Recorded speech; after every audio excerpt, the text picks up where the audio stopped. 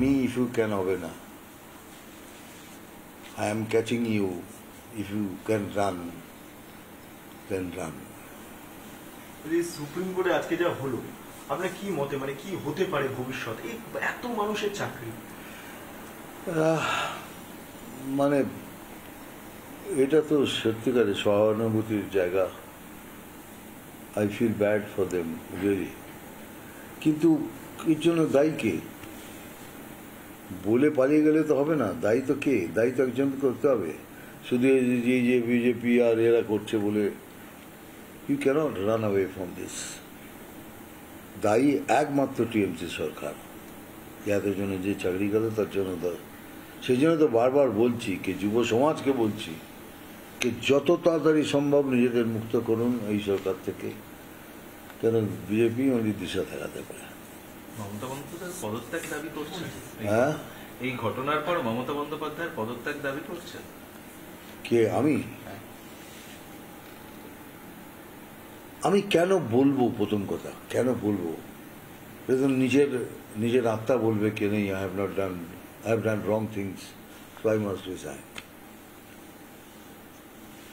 ওয়াকআপ নিয়ে কিছু বলবেন? ওয়াকআপ নিয়ে ওয়াকআপ নিয়ে তো বলবো ইটস এ হিস্টোরিক্যাল ডে। ওই সংবিধানের জয় হলো। দেখুন, BJP always treated Muslim as brothers, আর বাকিরা সবাই স্পেশালি টিএমসি মুসলিমদের ভোট ব্যাংক হিসেবে ইউজ করছে। এটাই তফাৎ। ভারত কি সেকুলার হলো কালকের পর থেকে যদি দেখা যায়? ভারত তো সেকুলার ছিল, হলো কি ছিল, কিন্তু কিছু লোক আছে তারা এই সেকুলারিজমের বাহানা করে ওটাকে ভাগ করছে, বারবার চেষ্টা করছে, কিন্তু কিছু হবে না। সামনেই রামনবমী রয়েছে, কোনো বার্তা দেবেন মানুষের উদ্দেশ্যে, রাজ্যের মানুষের উদ্দেশ্যে?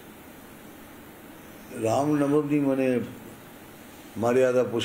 মর্যাদা পুরুষোত্তমের কথা বলতে গেলে, ভগবানের নাম নিতে গেলে শুধু ভগবানের কথাই বলতে হয়। ইটস এ গ্রেট ডে, আমাদের জন্য পূজ্য দিন। দেখি, যাচ্ছি তো বারাসাত, সেদিন বলবো কিছু। Thank you. ঠিক আছে, ঠিক আছে তো একদম। আমি কেন বলবো? সল্টলেকের মিঠুন চক্রবর্তী তিনি বলছিলেন যে এই মুহূর্তে দাঁড়িয়ে যে এতগুলো মানুষের চাকরি চলে গেল তা নিয়ে তাদের প্রতি সহানুভূতি রয়েছে, কিন্তু মানুষকে, বিশেষ করে যুব সম্প্রদায়কে বুঝতে হবে যে এর পেছনে দায় কার, কারা চাকরিগুলো চুরি করলো, কাদের দুর্নীতির শিকার হতে হলো এই চাকরি হারাদের। এবং সেই নিয়ে বলতে বলতে তিনি অবশ্যই রামনবমীর বিষয়তেও কথা বললেন।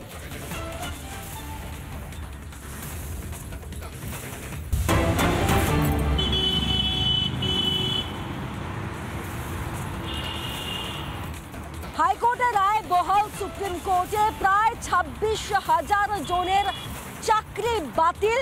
গোটা 2016 শিক্ষক নিয়োগের প্যানেলটাই বাতিল হয়ে গেল।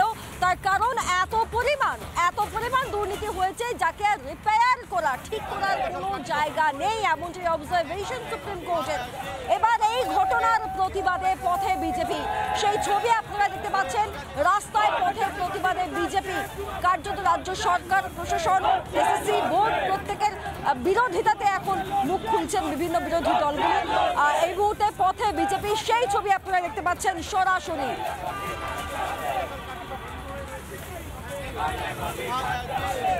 অনুপম এই মুহূর্তে আমাদের সঙ্গে রয়েছেন। অনুপম, খানিক্ষণ আগে আমরা মমতা বন্দ্যোপাধ্যায়ের বক্তব্য শুনছিলাম এবং তিনি তো এই গোটা ঘটনার জন্য কার্যত বিরোধী দলগুলিকেই দায়ী করছেন, এমনকি বিজেপিকেও দায়ী করেছেন, নাম না করে অভিজিৎ গঙ্গোপাধ্যায়ের নাম পর্যন্ত নিয়েছেন।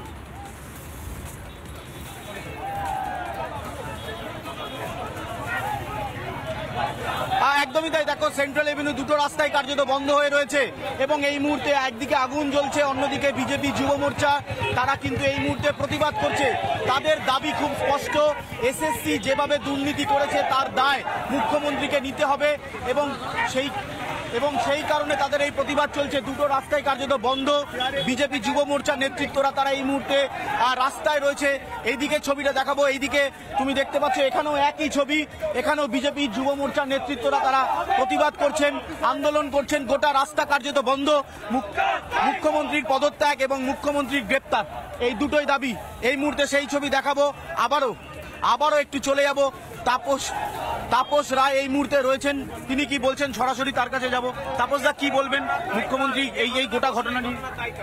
এক ব্যাপারটা হচ্ছে, মুখ্যমন্ত্রী তো নীতি নৈতিকতার ধার ধারেন না। যদি নীতি নৈতিকতার ধার ধারতেন তাহলে অর্ডারে দেশের সর্বোচ্চ আদালত এবং প্রধান বিচারপতি ছত্রে যে কথা বলেছেন এবং তো বলেছেন যে বা যারা দায়ী, তো সুতরাং এই 26,000 পরিবার, 26,000 মানুষের জন্য, এবং এটাকে বলেছেন যে জালিয়াতি, ফ্রড, এবং এটার সঙ্গে মুখ্যমন্ত্রীর দায় রয়েছে। এই সংক্রান্ত খবর নিয়ে ফিরছি ছোট্ট একটা বিরতির পর। কোথাও যাবেন না, দেখতে থাকুন। নানা ধরনের কন্টেন্ট দেখার জন্য লাইক করুন, শেয়ার করুন আমাদের ফেসবুক পেজ, সাবস্ক্রাইব করুন আমাদের ইউটিউব চ্যানেল। পাশাপাশি অন্যান্য ব্রেকিং নিউজের জন্য অবশ্যই চোখ রাখুন রিপাবলিক বাংলায়।